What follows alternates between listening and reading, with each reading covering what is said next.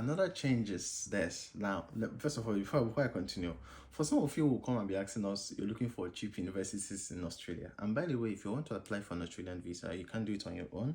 This is just a quick information. You only do it with certified agents. All right, agents. Australian universities make use of agents in different countries that would help you apply. I can mention some of the agencies. Number one, Options. Option is an agency. Go to Google and click on Options Education Agency.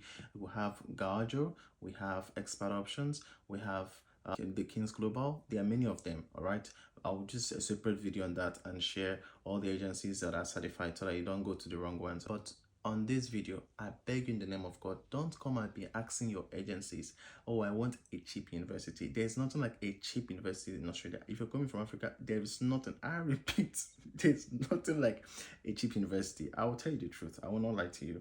But there is what we call asking for universities that have good payment pattern. People will copy this one I just said now. Go for universities that have good payment pattern. Ask your agent question like, which universities have good payment pattern? I have the money, I have the resources, but I want the one that have good payment pattern. And I will talk about the payment system for your student visa by the time that I am talking about that, maybe in my next video. And if you want me to share about that, let me know in the comment section. Listen attentively because this video is about the changes that's been happening. Now, the next change is that if you're 35 years old, by the time you're applying for your postgraduate visa, which means, let me make it clear. Some people don't understand what I just said. If you are studying, if you're coming to Australia to study and you are at maybe 33 or 31, you are at risk. Why? Because by the time you get to 35 years, you cannot be able to apply for postgraduate visa. Postgraduate visa is a visa that at least when you get those visa, you can stay back and be able to plan your life and maybe look for what you want to do with it, or maybe practice on what you studied. You understand? These are visas that help you to do that, all right? But now they're telling you that if you're at the age of 35, if you're up to 35, if you apply for, you can't even apply. Not even applying to reject, you can't apply.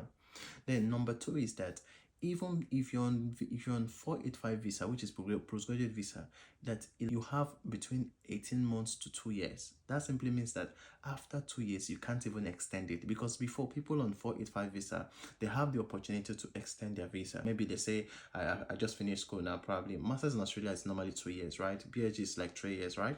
Even bachelor's is 3 to 2 years. So when you finish, you have like maybe 2 years for a postgraduate visa. That's how in most countries, both in the UK, most people have it like that.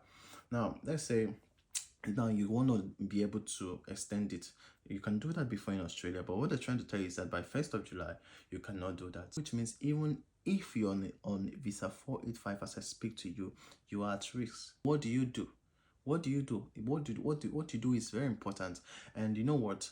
I'm just bringing up these changes because in the next video I'm going to be sharing tomorrow. Please stay tuned. I'm going to be sharing with you the things that I believe that you should do to be in the right position for what is happening, so that the tide will not hit you so hard. All right. This is your friend Precious, and bringing you updates on the Australian student visa and Australian student visa specifically for today. All right. You take care of yourself and don't forget to like, share, and subscribe. Your choice.